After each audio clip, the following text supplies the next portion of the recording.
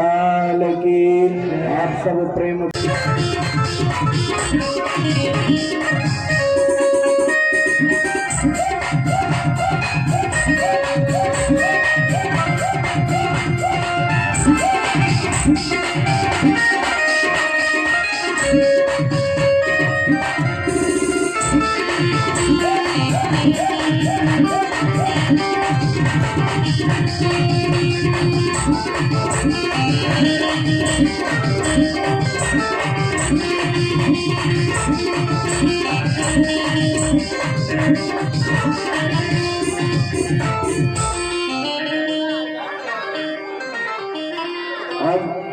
सुखदेव जी महाराज कहते हैं राजन,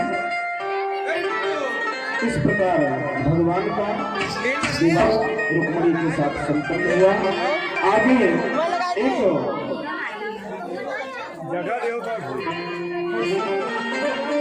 सत्राजित नामक राजा थे जो द्वारिकापुरी के पास में ही रहते थे। सुखदेव जी कथा को विस्तार करते हुए उन्होंने कहा किस प्रकार जामवंती का विवाह होता है, अब मैं तुम्हें श्रवण कराने जा रहा हूं। आज राजा प्रसन्न हो गए, प्रभु आपने प्रेम पूर्वक रुक्मिणी और कृष्ण का विवाह कथा मुझे श्रवण कराया, अब मुझे वो कथा श्रवण कराइए जिसमें कन्हैया ने एक रीछराज यानी भालू के पुत्री के साथ विवाह किस प्रकार करते हैं। अब देखिए भगवान अपनी लीला कैसे करना चाहते हैं। सत्राजित नामक एक यादव सरदार ने, जिसके पास मणि था, अस्मंतक मणि, और उस मणि को कन्हैया ने एक बार मांगा, उसने नहीं दिया। इतने में उसका भाई था एक प्रसेन, एक दिन वह मणि को धारण करता है और नगर में भ्रमण करते करते वो वन की तरफ प्रस्थान करता है। सुखदेव जी महाराज कहते हैं राजन, जैसे वो वन की तरफ प्रस्थान किया, इतने में एक सिंह ने उसके ऊपर प्रहार कर दिया। सिंह के द्वारा सिंह मारा जाता है। अस्मंतक मणि उसके गले में है। जब वो मर गया तो वहां पर रीछराज जामवंत की पुत्री खेलते हुए वहां पहुंच जाती है। मणि को देखा, खेलने का वस्तु समझ करके उसे उठा लाती है। इधर वह सत्राजित ने प्रचार कर दिया, कन्हैया ने मणि के लिए मेरे भाई को मार दिया है।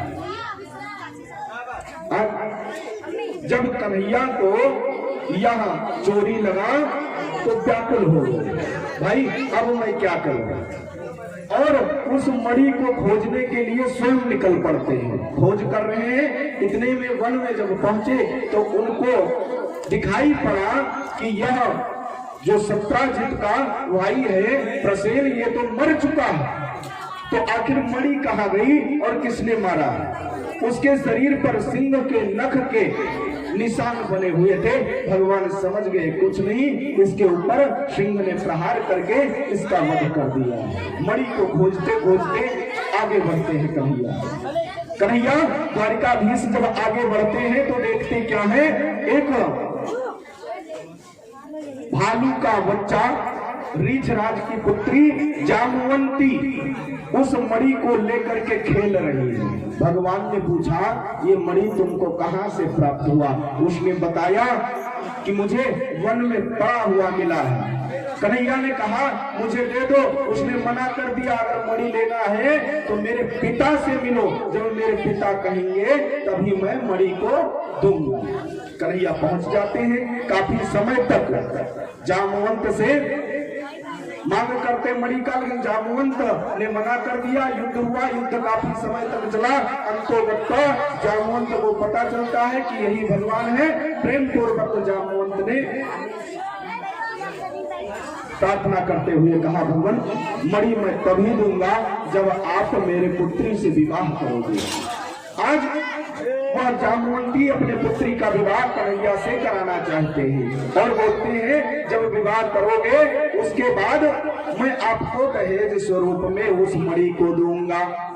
श्री कृष्ण भगवान प्रेम पूर्वक जामवंती को लेकर आते हैं, विवाह करते हैं। जामवंती को समझाती है अगर स्वरूप को चाहती हो तो जब रुक्मणी से मिलना, चरण छूना और वो जब मुंह दिखाई कुछ देने का प्रयास करेंगी तो उनसे अपने जैसा ही स्वरूप मांग लेना।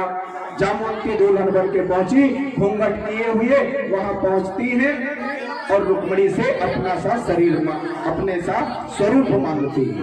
रुक्मणी ने वरदान दे दिया कि मेरे जैसा सुंदर हो जाओ। आज रुक्मणी के आशीर्वाद से जामवंती सुंदर हो जाती है और भगवान का विवाह जामवंती के साथ संपन्न होता है और वह मणि ला करके भगवान ने सत्राजित को वापस किया। इस प्रकार कन्हैया दूसरा विवाह करते हैं। भगवान की वैसे लीला अपरंपार है, जब भी वो लीला करना चाहते हैं अनेकानेक प्रकार से लीला किया करते हैं। इधर एक बार भगवत कृपा से दक्षिण कौशल के राजा नग्नजित ने एक घोषणा करवा दिया कि जो 7 बैलों को एक साथ नाथेगा उसके साथ मैं अपने पुत्री का विवाह करूंगा। कोई नहीं नाथ पाया। भगवान को ये बात पता चली, भगवान पहुंच गए और एक ही बार में 7 बैलों को नाथ दिया। अब उसने कहा तुम तो जब बैलों को नाथा है तो अब मेरे ऊपर कृपा करते हुए मेरे पुत्री के साथ विवाह करिए। आज भगवान प्रेम पूर्वक उनके 6 पुत्रियों के साथ विवाह करते हैं। नग्नजित महाराज की पुत्री के साथ जब विवाह किए, उधर भौमासुर बहुत अत्याचारी था। भगवान का कितना विवाह हो चुका? 8। अब वो और लीला दिखाना चाहते हैं। भगवान ने सोचा अब क्या करूं? उधर भौमासुर अत्याचारी था, राजाओं के यहाँ आक्रमण करता था, राजाओं को परास्त करके उनके पुत्रियों का हरण करता था और बंदी बना के अपने यहाँ बंधन में डाल देता था। एक एक करके 16,000 कन्याओं को उसने एकत्र कर रखा था। ये अत्याचार भगवान से सहित नहीं हुआ। देवता आदि प्रार्थना करने लगे, भगवान उनका उद्धार करने के लिए